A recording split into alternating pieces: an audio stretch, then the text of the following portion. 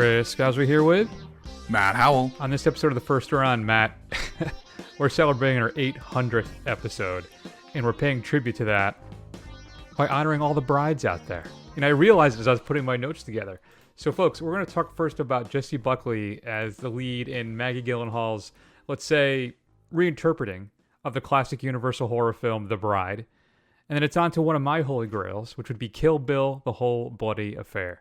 Has the wait for the official release of this film been worth it? And then classic TFR fashion, as we break off another hundo, Matt and I are going to share our 5 favorite films that we watched for basically episode 701 to today, to episode 800. Let's get this party started. What are you doing? Go home! You do not want to get caught up with me. People love a monster. There is gonna be a mob. Really? I've been through this before. It is terrible. Go. Get out of here. Go home. I don't know where I live. Matt, what is The Bride all about there, Gandalf? Oh boy, what is The Bride about? So as Chris said, it is I would say, feminist reinterpretation of The Bride of Frankenstein, where, it pains me even to say it, Mary Shelley declares in Purgatory that, the book that's one of the all-time great novels of the genre, basically invented sci-fi, was really not what she meant to say. That she was repressed by men in her life to put out what, I guess she regards as a piece of shit. And she decides that she's going... I don't know if it goes that far. But she decides that she's gonna, she's gonna really give it to you what she really wanted to say, man. So she goes and possesses a, gangster mall, right? And said mall gets killed, and, she gets resurrected as the bride of Frankenstein's monster, or companion of Frankenstein's monster, all the while being possessed by the ghost of Mary Shelley. If that sounds interesting to you, I mean, I wouldn't blame you, because it is an interesting premise, I guess. So I'll say I was going into this highly skeptical. In fact, at one point, I had thought about seeing maybe what else we could do. I just was struggling with this film. The trailer, I thought, when I first saw it, I was like, okay, Matt. And after this film ended, I was amazed. I was in awe. And first thing that popped in my head is that this is going to be a good show, because I think Matt's going to hate this thing. Yeah, I absolutely hate this movie. I hate it so much. And guess what? I will admit, the ballroom sequence is fantastic. Mm-hmm. If the rest of the movie had been that, I would agree with Chris. But that is not enough to save the mess that this film is. See, I've read online a few people complaining about that it's an unfocused, erratic mess, that it doesn't know what it wants to be, that it does not focus on anything. And I think that reading of this film was entirely wrong. I think this film is singularly focused. I think the chaos that you're watching in this is entirely purposeful. And I think what Gyllenhaal pulls off in this thing it's just a marvel for me. And it made me sad in a way, because it looks like Paramount's going to win and it's going to buy Warner Brothers. And Warner Brothers has been churning out all of these wild, kind of crazy films the last few years. And there's no way that the Ellison jackholes are going to greenlight something like this. And it makes me sad. And it makes me cry. And one other problem, too, is that this thing's tanking. People do not seem to be clicking with this thing. And it makes me wonder, is this a vibes movie, Matt? Is this one where you kind of just have to ride the vibe of it and be along for it, or it's just not going to work for you? Part of me, I go back and forth that it could be that, or the other part of me, it's just, I'm not sure. All I can remember, Matt, when I walk out of this thinking, I can be real pretentious about this. And I'm very No, go excited. ahead. Then you'll be on the same wavelength as this film. But I can also be very basic about it, right? Because in the end, for me, it's a primal scream of feminist filmmaker rage, right? And I think it's a film trying to ignite a movement Will it be successful at that? Unfortunately, I don't think so, given the current environment that we're living in. I don't know. It's just every moment of this film feels almost uncontrollable to me. That there's a rage churning underneath every single cell of this film, or film cell of this movie, that could explode at any moment, right? I think Buckley is a monstrous force in this film. Bale providing probably the best work he's done in years, reminding me how engaging an actor he is. But for me, Buckley is kind of an unrivaled force of nature in this movie. And I think Gyllenhaal's aesthetics in this are breathtaking as well. The bride's look of controlled chaos, just the makeup design that she has, I think is beautiful, evoking emotion, even the film's kind of scant, quiet moments. You could draw, Matt, a line from like the Me Too movement to its backlash, sponsored by kind of the rich kind of male elite in this country that's primarily responsible kind of for all the shit that we're dealing with right now. Do not fool yourself, Matt. The economic anxiety that has led to the rise of the current administration is rooted, I think, more importantly, even funded by the like David Sachs, the Thesons, the Musks, right? People who have lucked into these vast fortunes and felt that they've earned it, that they're special, unique beings, and how dare they be challenged or questioned. And this is Maggie basically just going up there and just chewing them right in the groin. And I'm thankful for it. I think I'm good for you, Maggie, and I'm thankful for this film. And I hope it does inspire people and women to maybe, let's say, take some kind of dramatic action. I wouldn't be opposed to it. I'll say that at least. I just found this a deeply moving, exciting, and almost dangerous film, and I'm very happy that it exists. What do you think, Matt? Okay. So, if you guys think of that famous, one of the many famous Simpsons memes of Principal Skinner saying, "Am I wrong? Am I out of touch? No, the children are wrong." That's what Chris was just saying over and over to me. What? Wow. That's insane. In the first 30 seconds of this movie, I knew I was in big fucking trouble. All right. So the ghost of Mary Shelley is giving a unimaginative, dripping with pretension monologue at the beginning of this film. And I'm offended by the sheer fact that Maggie Gyllenhaal is digging up the ghost of one of the most important female writers in the English canon and has the gall to say that what we're about to see is the true vision of this visionary author. And if you're going to have the cojones to say that, what is coming up better be a fucking drop dead masterpiece, because you just went to home plate and called your shot. And guess what? That is not what this film is. Does it look great? Yes. I think it has style for days. Do I think Christian Bale and Jessie Buckley are having the time of their lives? Absolutely. They are completely all in on this film. But this thing is a mess, right? There are so many pointless subplots. The parts that are really effective, this movie could have been so special if she had just focused on the things that worked instead of trying to do too much in this film. And I just think that this whole artifice of it is just, it's just wrong in the way that she tried to put this together. And honestly, the kind of conceit of this film that she knows better than Mary Shelley, of all fucking people, right?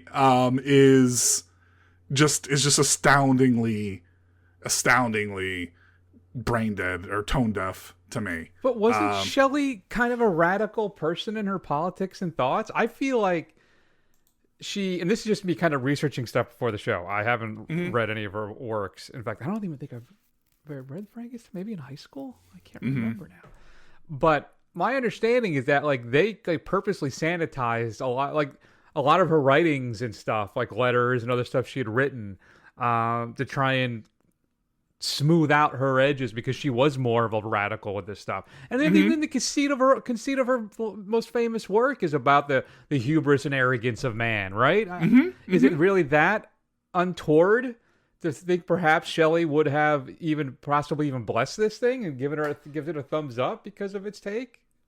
I'm not saying that Mary Shelley is not a radical, and I'm not saying that she's not important, but I'm saying it's a problem because she is so important, and that Maggie Gyllenhaal is going to come up here and say this is the true version of what Mary Shelley would have wanted, and then lays a big dump on the screen, and that's hyperbole. It's not quite that bad, but that's the effect I had with this thing. So it's not good, Chris. It's not good. All right, so what are your concerns with it? What are your issues? Because if I have any critique of the film, for me, it's that we have to get into the backstory and explain why the bride is where she is, right? That's, for me, the only time the movie kind of, I don't want to say screeches to a halt, but everything kind of freezes in place when we get our backstory as to what's really happening, how she got to the point that she's in. Right. Outside of that, it's kind of just a nonstop, like, sweet Christ, what can happen next kind of adventure for me or experience. So, but that's like the lone critique I have. So explain to me why I'm apparently wrong. So it has a bizarre mix of tones, right? It has so many subplots in this film that don't bring anything to the proceedings, right? Everything with Frank and the bride, awesome. I was on board. But then you got the mob, you got the detectives, you got the scientists, you got a feminist uprising plot thread. And all of these things are just too much going on to where she's not telling a coherent story. Like, having a message and a style is great, but that doesn't make it a good movie. I just found that the kind of the chaos of it to be purposeful. That the whole thing is just an unwieldy, unmanageable experience, just much like life itself is. As someone who spent their college years making a position and defending it, your interpretation is as valid as anybody else's, and if that's what you felt, that's fine. I disagree with you. I mean, I think this is the most apt description that I read of this was on Reddit, of all places. Mm-hmm. A slightly better Joker Folie à Deux. And I can't say that I cannot say that that's wrong. I can entirely say that that's wrong. That film is a steaming pile of garbage. That film was one of the few times I saw a movie that made me physically angry. Mm-hmm. And I think that's, boy, how do I say this? Because that's a director who's thinks he's saying something important, getting it entirely wrong, but with his full chest. And I could see if that's what your interpretation of this is, where you would make that correlation. Mm-hmm. But I find that wholly wrong and ignorant. I would doubt any. Let's pump the brakes on the ignorance. I mean, I just conceded that your opinion that I think is completely wrong, and I'm telling you why it is wrong. Do you really think that this is on league with that film? I said it was a better Folie à Deux, but I'm saying it's not. But at the end of the day, as Chris said, this is proving to be a divisive film, right? There's basically seems to be zero middle ground. You either love this freaking thing or you can't stand it. And, your esteemed co-hosts are on those two ends of the spectrum, right? And that's fine. That's why you listen to the show. The shows where we don't agree are probably the better ones, right? Honestly, it's fine. It happens every once in a while. I'm not such of an asshole that I can't question if I'm wrong or not on something. At least I like to hope so. And that's where I go, is it a wavelength thing, right? Or I kept leaning towards, is it more the Netflix and shitification of cinema? Where people can't experience something different. That's not the traditional cinematic structure that they've seen. I don't know. That's kind of where I get stuck with part of it is, even all of its message, right, is so ham-fisted and clumsy. Like, she has no faith in the audience to picking it up. I can't tell if that's because she doesn't think that, because she thinks the audience are a bunch of idiots, or if she really is just that. She thinks she's being clever and she's not. Like, I don't know.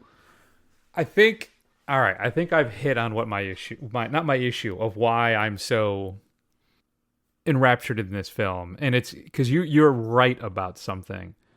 There is a scene in the film where Buckley's bride screams over and over a couple times, "Me too, Right. me Yes. too." It's so subtle. The subtlety of a sledgehammer. And I think that's why, personally in my own life, I am at that point myself. The time for subtlety is over, is kind of how I feel, right? We've been societally, culturally dealing with this. We can't upset certain groups of people. We can't do this. You know, you got to wait your turn. You got to pace yourself. And it's brought us to this point. All the potential, all supposed advancements because of the Me Too movement washed entirely away. We're probably 2-3 steps back further than we were before the movement at this point. And I think that's what it is.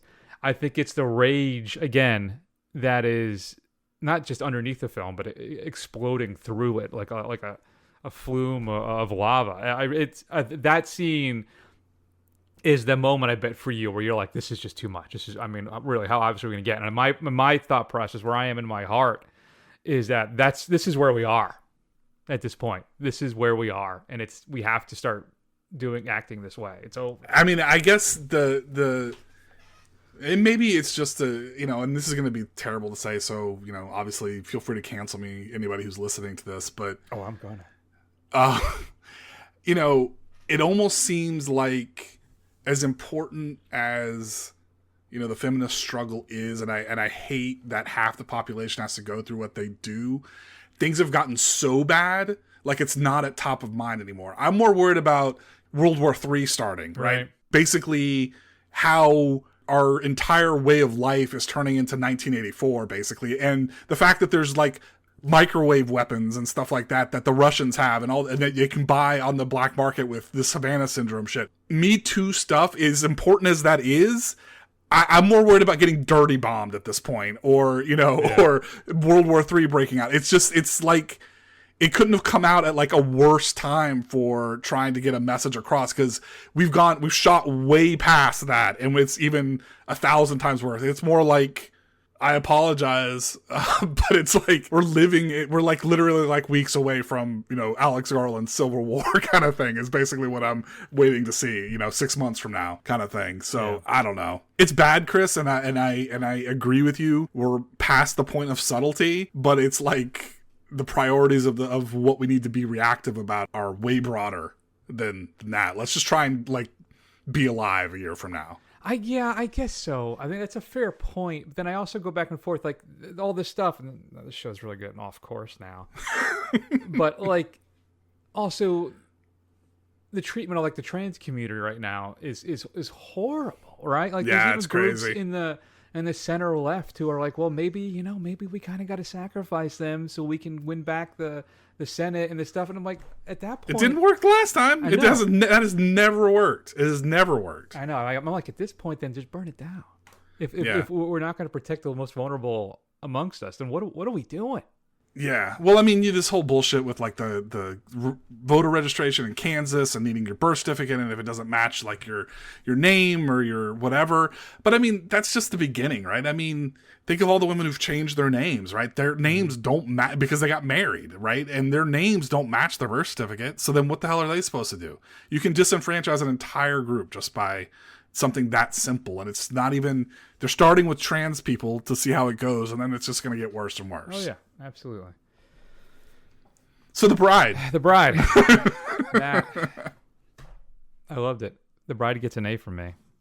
I love this kind of, listen, if you listen to the show with any kind of regularity, where I lean and what's important to me. And this film is just it's the FU, to this part of the society that I've been kind of, I guess, waiting for in a way. And I love the performances. I thought it looked great. And I love the aesthetics of it, everything. It's fantastic. So go ahead, Matt, break my heart. We'll get there. I think I've discovered, though, I think finally I understand where me and Chris differ, right? On the films that really connect with us. Mm-hmm. Chris is like really into like the big capital M message films that are kind of like this artistic vision kind of things. where I'm more into the things that hit with me are more like the human stories, like the things about, or kind of like the universal tales. Yeah. Like, and it bothers me sometimes that we get into these arguments where you're telling me that I'm ignorant and wrong. Whereas if I have a differing opinion on something that you really don't like, you tell me the same thing as far as if I like something a lot and you don't. Which I'm sure we'll talk about as we're talking about our 701 to 800, right? Yeah. You know what? So let me just say about that too. I'm not, when I said ignorant, I actually wasn't speaking about you per se. I was more responding to a lot of the Reddits and the other people. Like, I've read a bunch of reviews on this online, and I'm like, I understand their point of view, but it's like, it's just one of those things where, and maybe again, that's the vibes issue, right? They just could not ride the wavelength of what this film is about. But you're right. I love big artistic swings, even if maybe they fail. As a failed artist myself, I appreciate it. I'm always going to lobby for it. So yeah, I'm sorry. I've now cut you off. Go ahead. Wrap up there. I was on I'm like on a line of a grade here that's going to make Chris mad. I think I'm going to go a C-, just for the ballroom scene, the young Frankenstein call-outs, even as ham-fisted as they were, and the audacity of hearing Monster Mash in the theater. That's what I should have used for the stinger. Well, not the Monster Mash. I was going to use the Monster F. If any Comedy Bang Bang, actually, you're going to get a little taste of that in a little bit. But any Comedy Bang Bang listeners know about the Monster F song. The original version of the Monster Mash was much dirtier. But they had that pulled out. The song was pulled from the original artist, and they edited it down. So you just look it up on YouTube. It's it's very, very funny. Yeah, I wanted to use a stinger. I wanted to find the Espo's "Oi." Remember he did that once as a little thing? Yeah. I must have spent 2 hours looking for that thing, and I can't find it. And that's when I realized my external hard drive might be dying. So I'm a little concerned about that too. Things are not good here at Scalzo Land, but that's fine. All right, so I'm putting you down for a C-. You don't want to reconsider that? You sure about that? I don't. If you do have me reconsider it, I may go the other way. I may go even deeper. You know what's funny about that dance scene too? That seems to be an issue for some of the people who don't like the film. They think it's ridiculous and dumb, and I'm like, that for me is kind of when the film snaps into focus for a bit. Yeah.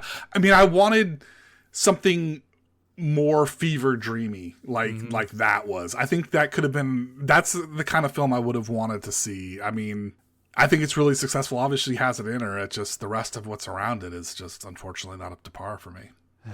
The Bride is currently in theaters. If you had a chance to see it, we'd love to hear from you. Shoot us an email at feedback@thefirstrun.com. All right, Matt, you want to keep rolling? Yeah. Because last week I didn't have a show because I was traveling for work stuff, and then I had to travel for something else. Did not have it in me. It was a really rough time. We had pegged this for episode 800, and since we both watched it, and I've always wanted to talk about it, let's spend a few minutes talking about Kill Bill, the whole bloody affair. Looked dead, didn't I? Well, I wasn't. But it wasn't from lack of trying, I can tell you that. Actually, Bill's last bullet put me in a coma. A coma I was to lie in for 4 years. When I woke up, I went on what the movie advertisements refer to as a roaring rampage of revenge. I roared, and I rampaged, and I got bloody satisfaction. I've killed a hell of a lot of people to get to this point. But I have only one more. The last one. The one I'm driving to right now. The only one left. And when I arrive at my destination, I am gonna kill Bill. So, Matt, that, of course, is one of the scenes that is not included in Kill Bill, the whole bloody affair, because you don't need a recap if you're going to go straight into the next movie. So, for the uninitiated, back in 2003, excuse me, Quentin Tarantino released Kill Bill, Volume 1. Originally intended to be one large film, cut it into 2 parts, and then he actually had this finished and complete and would show it at his theater every now and then in California. But it never had an official release. There have been bootleg versions of it available. I may have one of those. And it actually, that version of the film, though, includes a deleted scene from part 2, which is not included in Kill Bill, The Whole Bloody Affair, which I think makes sense. If you've seen the deleted scene, it's kind of flat. Mm-hmm. It doesn't really go anywhere. It's just not that engaging. So it was wisely cut. But Matt, now it's available to release digitally. So if you available to release, it's been digitally released, so you can check it out there. You can purchase it and rent it online. There will be a super deluxe version being released by Lionsgate at some point in the future as well on physical media, like some grand box set type thing, which obviously I will be buying. And we thought we'd take the opportunity, though, and discuss it. And it's actually playing here just this weekend. Well, I shouldn't even bother saying it because it'll be gone by the time the show posts. The 70mm version of it is here in Tampa, which I was trying to figure out a way to go see, but I just don't know if I can. I did see it in the theater, though, when it first dropped theatrically a few months ago. So, Matt, let's talk about, I guess, first off, some of the key differences. What kind of jumped out at you? Is anything you saw that you're like, all right, that was new and interesting. I enjoyed that. Yeah, I mean, I guess the main differences, right, is that the the sword fight with the Crazy 88s is in color, right? Mm-hmm. So, and I think more graphic too. I think there's a little more graphic. Like, I don't remember the guy getting cut in half and split in half. I do. He does. I do remember that. Yeah. Okay. It's just it's in black and white and it's really washed out and it's really quick. Yeah, so with the lighting.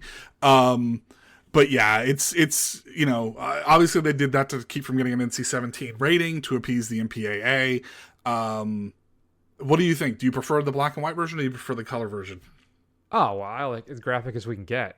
I'm in for the original version. Yeah, I think so. Yeah. And then I guess the other major change is the anime interlude of the story of Oren Ishii is extended, right? Where they give a lot more backstory. They kind of show her fighting with Handsome Johnny, right? And I honestly, it's kind of cool to see all that stuff, but at the same time, I think it was wise to excise it and leave her kind of backstory a little more mysterious, I guess. I mean, you got everything you needed to know from what was in the original film. I agree with you entirely. Yeah, that for some reason an elevator scene just doesn't have the juice that the prior one does. And I think that wisely it was removed as well. So, 22 years later, Matt, outside of the crushing reminder of time's uncompromising march forward and our inevitable deaths, what are your thoughts now on Kill Bill now that you've seen The Whole Bloody Affair? Is it a better film than the original for you? Or what are your thoughts? You know what? It's one of those things, so let me just say this. Unapologetically, I will hear no argument to the contrary. Kill Bill is my favorite Tarantino film. It's just in my wheelhouse. I loved the films that he was inspired by for these and that he ripped off and paid loving homage to, however you want to word it. But I love that kind of that kind of martial arts, action, cinema, revenge film stuff, and he's just at the top of his game in this. Personally, I almost view this as a Grindhouse situation. I like Grindhouse as a whole, but sometimes I like to watch them split up at the same time. So I really want this to be on one disc so I can have it. But yeah, I guess overall, that's tough for me because I don't miss the opening monologue. I do wish that Oren part wasn't there, but I do like the color Crazy 88s. I think ultimately I'm going to go with the Whole Bloody Affair, even though it's almost 5 hours long. Yeah, I think I'm there too. There's a couple other, I think, key differences. So, in fact, I got a Blue Sky chat with... QT. What's that? Blue QT. Oh, no, Quentin Tarantino? Yeah. Yeah. Timothy Burke. He's a writer here in Tampa. In fact, his wife is on the city council, and she's running for mayor, which I think I will be supporting her. But... one of the interesting things, the Sophie Fatale, she actually loses both of her arms in the Whole Bloody Affair. Yeah, true. There's an extra little cut scene there, pun intended, in the trunk of the car. And another big thing too, which I'm curious about your opinion on, in the Whole Bloody Affair. So in the end of part 1, Bill asks Sophie, does she know that her daughter's still alive? Mm-hmm. And then we go black. Right. That's not here. Right. I guess that's supposed to make the fact that BB's still alive more impactful at the end of the movie. Mm-hmm. But the problem is I've sat with this movie for 20 years and I've watched it a dozen times. So it wouldn't have that emotional impact on me. I just more looked at it, oh, that's a clever idea. That actually may have been more impactful if I didn't already know. Mm-hmm. I don't know. What are your thoughts about that part? Yeah, I mean, that's a tough one at the same time. I mean, you're right. I mean, it's like, spoiler alert, finding out Darth Vader is Luke's father, right? I mean, if they had suddenly, it's one of those things where you kind of have to be in the moment. Although, I think splitting it into 2 different films the way they did, that drop, I think is fantastic for the way it ends. Oh, yeah. Yeah, I guess it'd be really cool. cliffhanger. Yeah, I mean, I guess it would be, now that you can watch them both back to back anyway, if it would be, if you had somebody who's watching it for the first time, didn't really know anything about it, if that would be the better way to go. Yeah. So I'm kind of curious for you too now, sitting back now, watching it. I don't know. What was the last time you watched Kill Bill? Before this? Yeah. Probably like last year, I think. Oh, okay. Yeah. So did you see or notice anything different? Like for me, I felt like I agree with Matt that it's my favorite Tarantino film. I think it encapsulates all the things I love best about him and also my love and his love of genre films. Mm-hmm. But I also felt like the dialogue felt a little clunkier than I remember this time through. And I'll say too, I was even more impressed with Carradine in this than I was previously.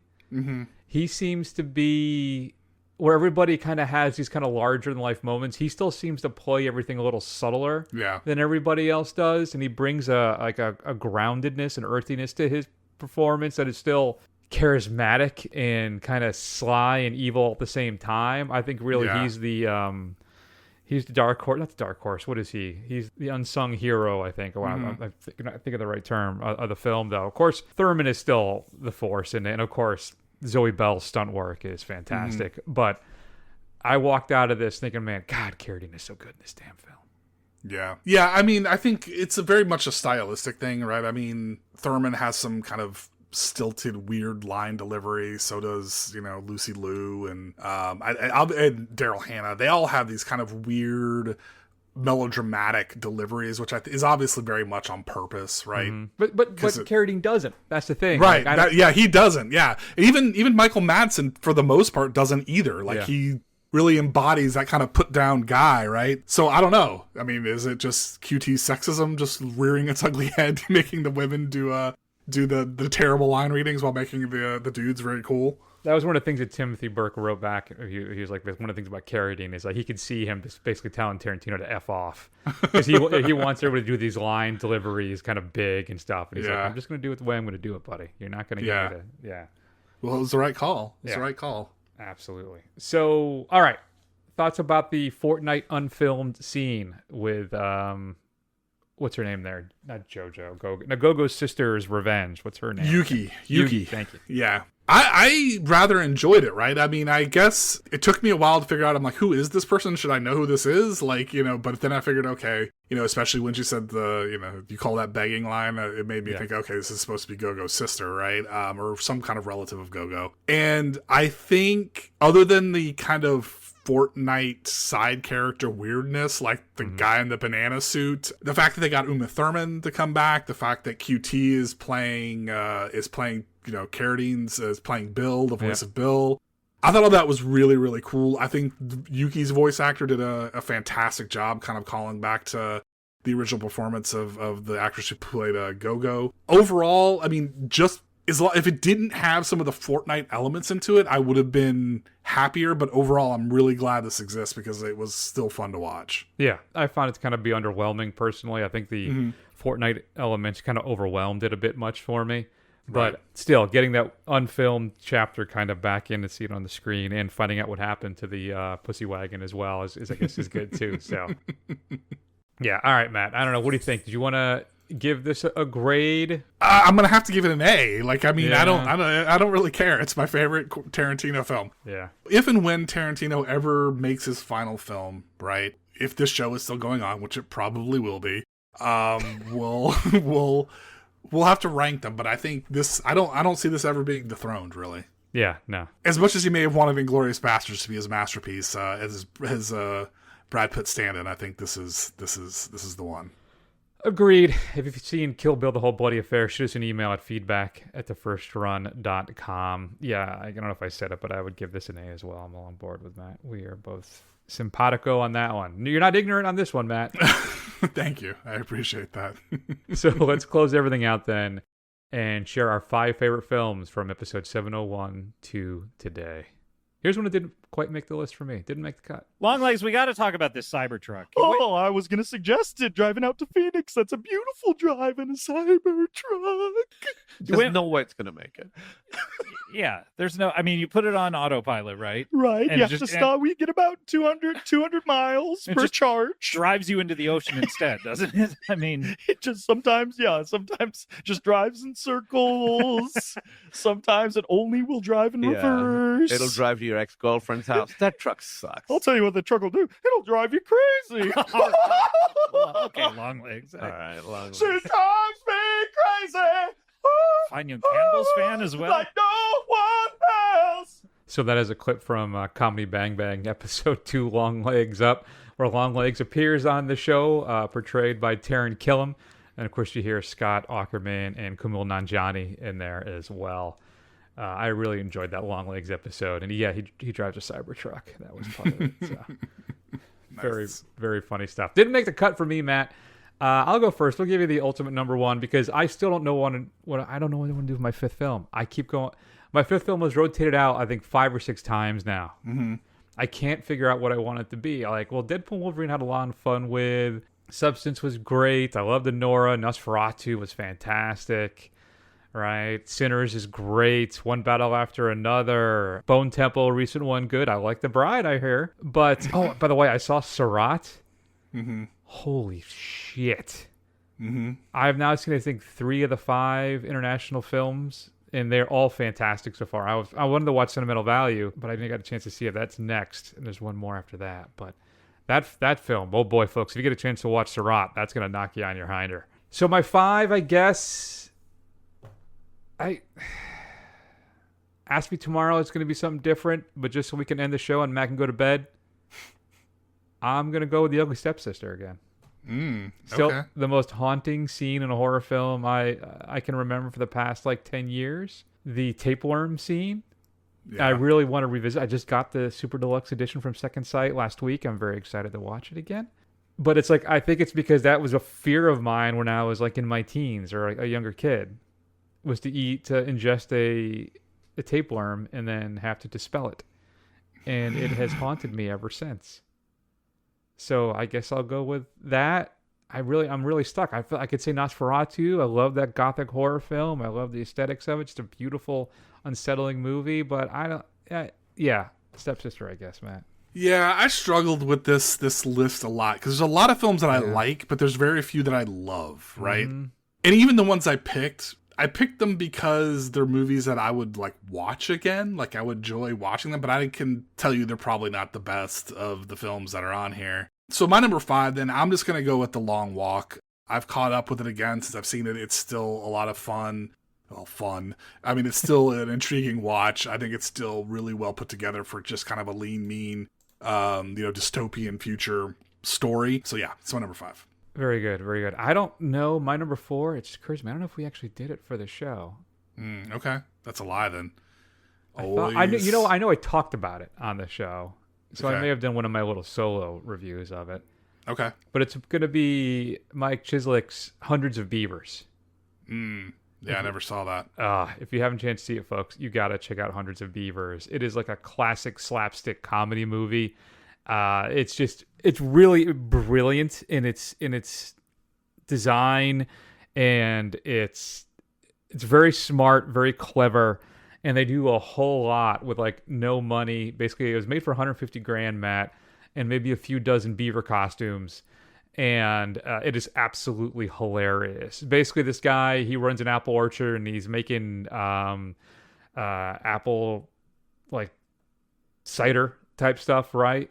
And the beavers basically try and take him out, and he takes revenge on them, but then they just all come after him, and he ends up finding this whole society of beavers, and it is absolutely hilarious. So if you have not seen Hundreds of Beavers, please check it out as soon as you can. All right. So then my number 4 and 3, they're probably recency bias, but my number 4 is going to be Sinners. I love me a vampire story.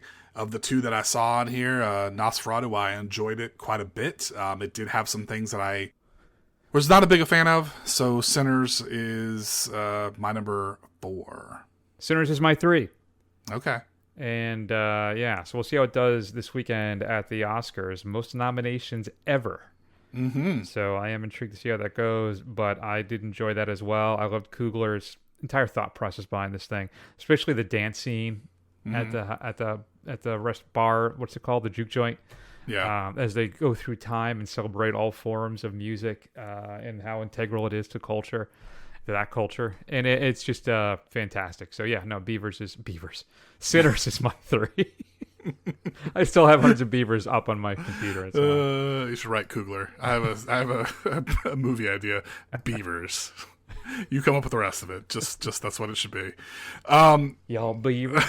My number 3 then is Weapons, the other horror film from last year that I really enjoyed. That Chris didn't like it as much. See, here we go. Chris is wrong. It is a. You know what? I just had a lot of fun with it. That's all it really is. So that was my number 3.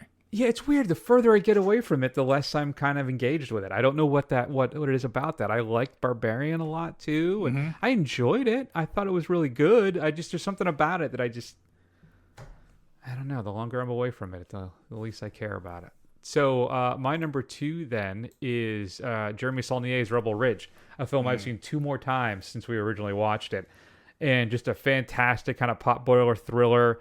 Aaron Pierre plays a veteran attempting to bail out his cousin and runs into the local corrupt sheriff's office and then uses his training to basically survive and take down this corrupt office.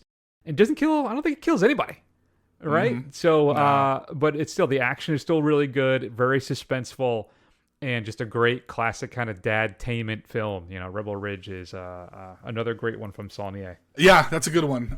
But I'm still waiting for him to rise back up to the heights of my beloved Green Room. It's an honorable mention for me. It was not on my list. All right, so then my number 2 then, if you want to talk about pretentious artsy that I can get on board with, it's Kinds of Kindness. Yeah, I don't think Chris liked this film as much as I did, but basically 3 vignettes, one about a man trying to control his life, a policeman whose wife returns as a different person, and a woman searching for we'll say special person, a special individual. Jesse Plemons, Emma Stone kind of star throughout from the latest, or from the movie before the latest from Lorgos. I don't know, there was just something about this film that just really sucked me in and pulled me in. I think the strongest of the stories is the second one. Yeah. The wife who's not the wife, possibly. Something about this film just really pulled me in and just held my attention. I have an honorable mention, so yeah. In fact, I'll give you my full list right now, Matt. I'll run down real fast. Love Lies Bleeding, The First Omen, Civil War, Fall Guy, Furiosa, I Saw the TV Glow, Maxine, a film Matt did not like, Deadpool and Wolverine, Strange Darling, Substance, Smile 2, Anora, Nosferatu, Red Rooms. Boy, Red Rooms, that's another one if I ever want to watch that again. Companion, Black Bag, Marty Supreme, Friendship, that's another good one. Mastermind I loved, Bone Temple, Secret Agent, If I Had Legs I'd Kick You, Surratt, Superman, Marty Supreme. Did I say that twice? And The Bride. There you go. Those are the ones I didn't go with. Yeah, the only ones that I would put in there that Chris didn't mention for honorable mentions was, again, maybe recency bias, but Good Luck, Have Fun, Don't Die. I really had a good time with that. And then Chris hates it, but I really enjoy it, is The Life of Chuck. Oh, yeah. No. No. Just listen to that episode. Not something I want to bother rehashing. So, good times, folks. What are your favorite films? Did we give number 1? We never gave number 1. Oh, we didn't? No. Oh, dear. Why? How did that happen? Well, you said, I'm just going to go ahead and give you my honorable mention list right now, and you did. Why did I think? But I thought it was like a build up to number 1. Wow. All right. There we are. Slowly building up to number 1. Are you ready? God, am I that tired? What's wrong with me? It's One Battle After Another is my number 1. All right. I think the best film of 2025, which not to spoil our Oscar preview that will be dropping, I don't think is going to win. You know? But go ahead. All right. Yeah, so I struggled. I think One Battle After Another is the best film this year, but I'm going to go with The Substance, another artsy film that I really got on board with. I know. What can I say? But you know what? I like what I like, and I will say this. A lot of these movies I've revisited, and these are the ones that have still held my attention, that I still get jazzed to watch. So that's why I gave them what I did. Yeah, I've been trying to catch up with a bunch of stuff I haven't seen. But no, that's good. Like Sentimental Value is the one that's next up on my list. So I'll try and knock that one out. How about that? Whew. What are your favorite films that you've seen since basically, we'll say 2024? But episode 701 through today. Shoot us an email at feedback@thefirstrun.com. Any one of those really jump out at you? Because every one of these is just like one slight little thing about them that just doesn't. Yeah, all right, whatever. Matt, what's coming up next week on the big show? Because I don't even know. Yeah, it's in fact it's TBD on the calendar. Oh, is it really? Yes, it is. So I don't know. I mean, the week after that is Project Hail Mary. Okay. Week after that is Ready or Not 2. But this is TBD. All right. Well, good. I'll be surprised for everybody. Mm-hmm. That was fun. Was. You know, it's kind of like an old school. It's pushing an hour. Yeah. You know, it's kind of like throwing back to some of the old school. Maybe you should have thrown in some physical media releases just for ha-has. Right. For old time's sake. Cutter's Way is available from Radiance Films right now. Traditional There you go. and deluxe edition. Good times. If you had a chance, what? No, we talked about that. Check us out at thefirstrun.com. Find the report card, archives of all the old shows. There's a little player. Just hit play and it'll start running. And head on over to YouTube, Instagram, Blue Sky, and Facebook. Do a search for us. Scroll.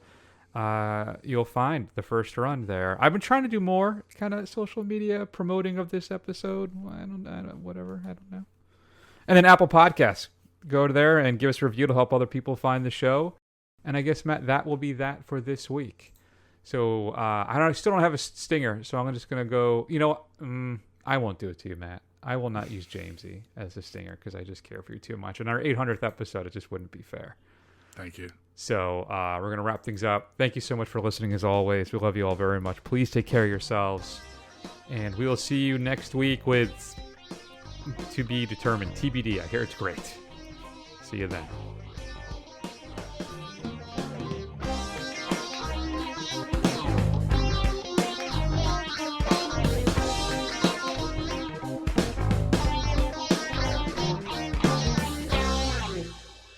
Good.